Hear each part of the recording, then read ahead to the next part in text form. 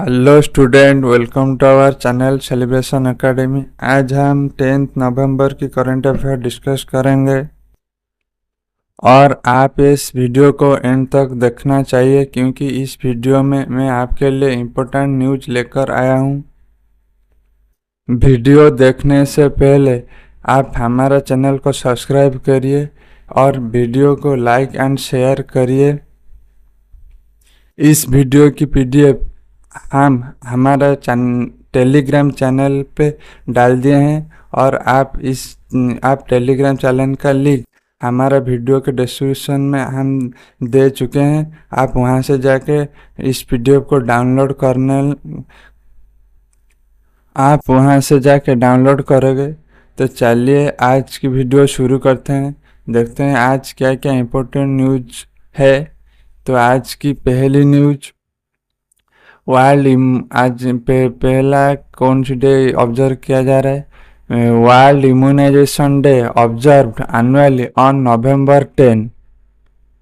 World immunization day हर साल नवंबर 10 को मनाया जाता है। किस लिए मनाया जाता है?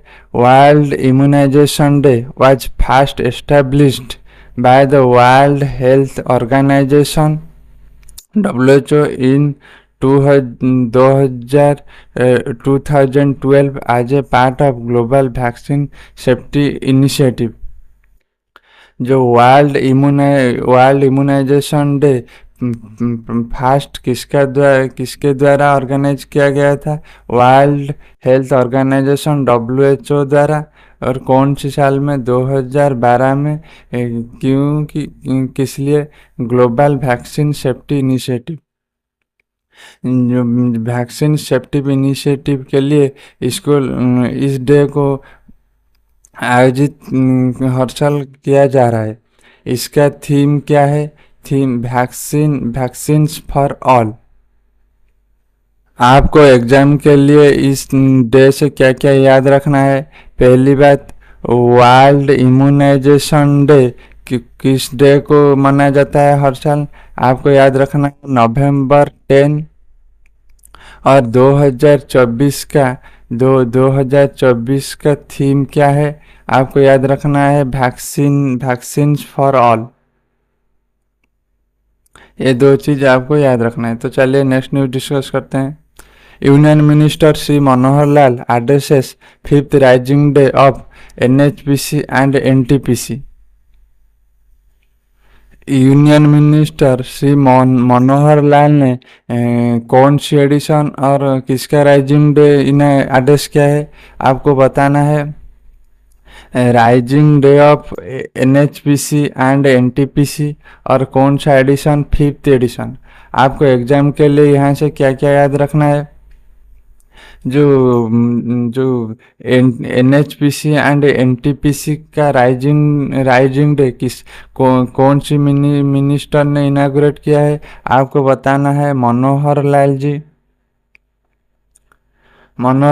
और जो 2024 का NTPC राइजिंग डे था, ये इसका कौन सा एडिशन था? आपको बताना है 5th एडिशन। उसके बाद आपको NTPC का फुल फॉर्म बताइए। NTPC का फुल फॉर्म क्या है? National Thermal Power corporation. आपको ये तीन चीज याद रखना है। किसने एड्रेस किया है? मनोहर लाल जी। और कौन सा एडिशन था? 5th addition. और किसका 5th एडिशन था? Raising day of NHPC and NTPC, National Thermal Power Corporation. तो चलिए नेक्स्ट न्यूज डिस्कस करते हैं। Prominent Indian musician Ricky Kej and Anushka Shankar have earned Grammy nominations for 67 Grammy Awards। जो यहाँ पे बताया जा रहा है, जो ग्रामी नॉमिनेशन जो अवार्ड दिया जाएगा, ग्रामी अवार्ड, जो 2024 में उसका जो 67th एडिशन है, उसमें इंडिया के दो प्रमुख म्यूजिशियन को चुना गया है। एक एक बताया जा रहा है रिकी केज, दूसरा बताया जा रहा है अनुष्का शंकर।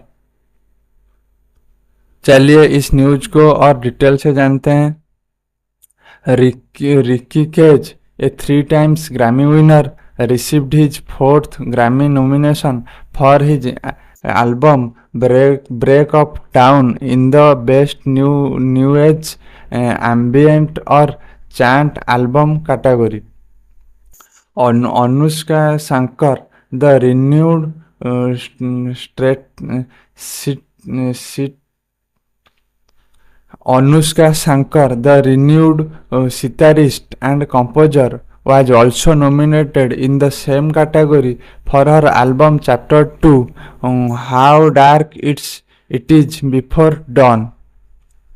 यहाँ पे बताया जा रहा है, ये न्यूज में बताया जा रहा है, जो रिकी खेज है उन्होंने पहले से 3 टाइम ग्रैमी अवार्ड विनर जीत चुके हैं। इस बार उनका फोर्थ टाइम है, और ये जो फोर्थ टाइम जो ग्रैमी अवार्ड इनको दिया जाएगा, किस लिए दिया जाएगा? फॉर हिज एल्बम का नाम याद रखना है, Break of Dawn in the Best New Age. कौन सी कैटेगरी? चांट एल्बम कैटेगरी पर। और जो अनुष्का शंकर है वो एक सितारिस्ट कंपोजर है, उनको कौन सी उनको भी सेम कैटेगरी एल्बम में दिया जाएगा। और किस लिए? उनका जो एल्बम है chapter 2, how dark it is before don, इसलिए उनको दिया जाएगा। आपको एग्जाम के लिए यहाँ पे क्या क्या याद रख कर जाना है? आपको एग्जाम के लिए यहाँ पर क्या क्या याद रख कर जाना है? पहले जो इस बार 2024 में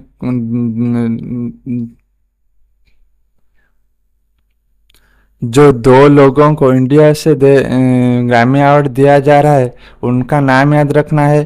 पहला नाम है रिकी केज, दूसरा है अनुष्का शंकर। और उनको क्यों दिया जा रहा है, चलिए जानते हैं। आपको एग्जाम में याद रखना है, जो रिक्की खेज है उनको 3 टाइम दिया जा रहा है, और इस बार 2024 में उनको 4 टाइम दिया जाएगा। और इस बार क्यों दिया जाएगा आपको याद रखना है, जो उनका एल्बम है Break of Dawn in the Best New Age, इसीलिए उनको दिया जा रहा है। और अनुष्का अनुष्का शंकरान को क्यों दे जा रहा है? आपको उनका एल्बम याद रखना है। उनका जो चैप्टर 2 एल्बम क्या है, how dark it is before don, इसलिए उनको दिया जा रहा है। आपको ये दोनों के नाम और दोनों के जो एल्बम के नाम आपको याद रख कर जाना है। तो चलिए नेक्स्ट न्यूज़ डिस्कस करते हैं। India gifted two water-jet propelled fast interceptor crafts (FIC) to Mozambique. The defense minister said these water-jet propelled boats have a top speed 45 knots and a range of 200 nautical miles at 12 knots. ये एक simple news है। आपको यहाँ से क्या याद रखना है एग्जाम के लिए? पहली बात, इंडिया ने 2 water jet propelled fast interceptor craft किसको दिया है? आपको कौन सी कंट्री को दिया है? आपको याद रखना है मोजाम्बिक।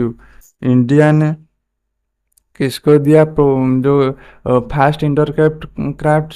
आपको याद रखना है मोजाम्बिक कंट्री को। दूसरा, ये जो बोट का स्पीड आपको याद रखना है, मैक्सिमम स्पीड इसका रखा गया है 45 नॉट्स, और उसका रेंज रखा गया है 200 नॉटिकल। टॉप स्पीड 45 और 200 नॉटिकल रेंज। चलिए नेक्स्ट न्यूज को डिस्कस करते हैं। seven Indian institution make its top 100 of QS World University Ranking Asia 2025 with the Indian Institute of Technology IIT Delhi leading at 44th place and IIT Bombay is ranked 48th place।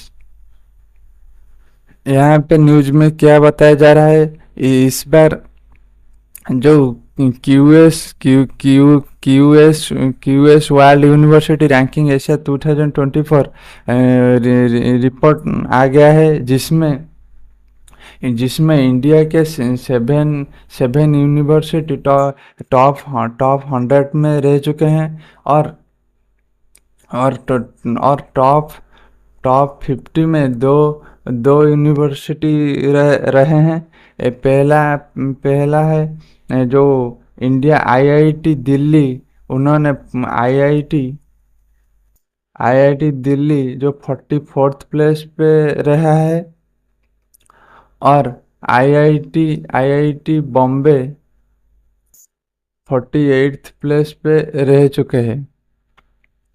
आपको exam के point of view से क्या क्या याद रखना है, जो QS university ranking Asia 2024 में इंडिया टॉप 100 में इंडिया से कितने इंस्टीट्यूट टॉप 100 के बीच में रहे हैं, आपको बताना है 7।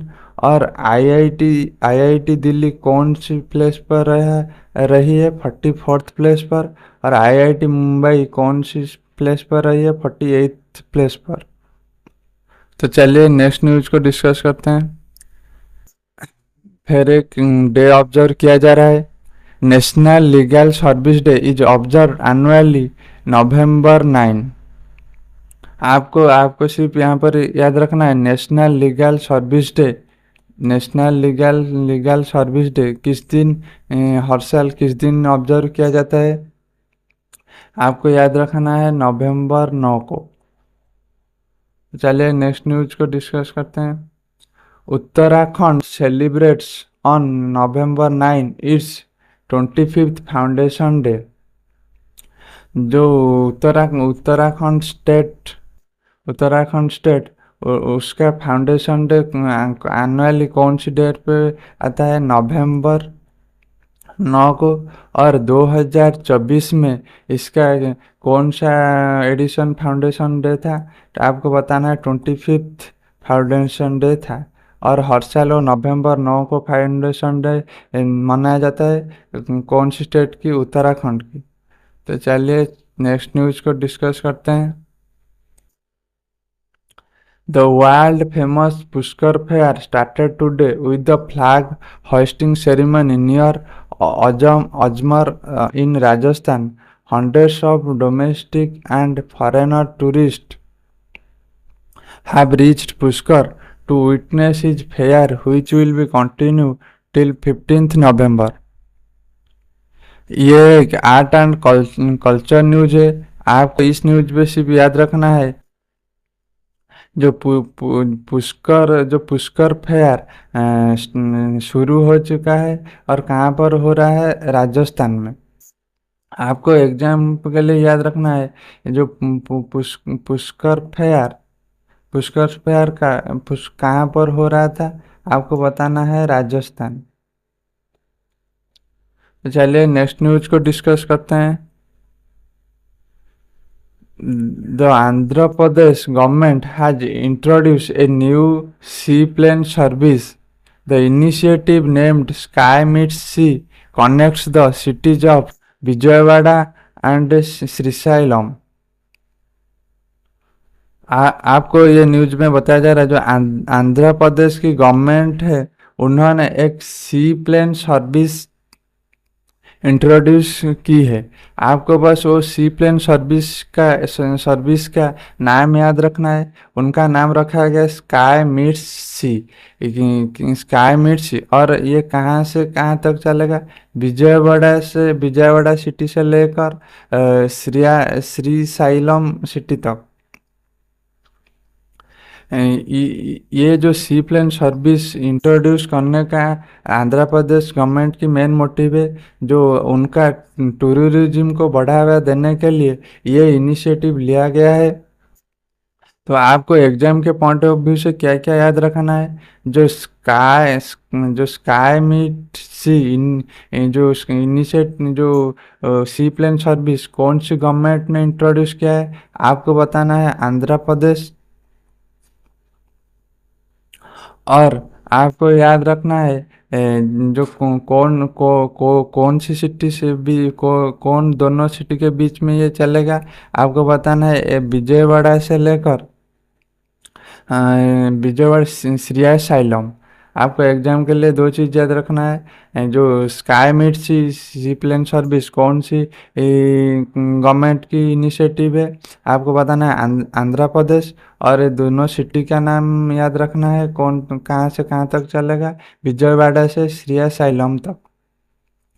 तो चलिए नेक्स्ट न्यूज को डिस्कस करते हैं। US president Trump Trump appoints Susie Wiles as first female White House chief of staff. ये न्यूज क्या बता रहा है? अभी अभी न्यूली इलेक्टेड कौन हुई है, जो डोनाल्ड ट्रम्प जी। उन्होंने उन्होंने उनका जो अभी वो व्हाइट हाउस में रहेंगे। यूएस में जो प्रेसिडेंट बनते हैं वो उनका व्हाइट हाउस में रहते हैं। और व्हाइट हाउस का चीफ ऑफ स्टाफ उन्होंने किसको अपॉइंट की है? वो एक महिला को, उनका नाम है स्विसी वाइलेस। और ये न्यूज क्यों इम्पोर्टेंट हो गया है? पहली बात, न्यूली इलेक्टेड हुए हैं डोनाल्ड ट्रम्प, और वो यूएस की प्रेसिडेंट भी बन गए हैं।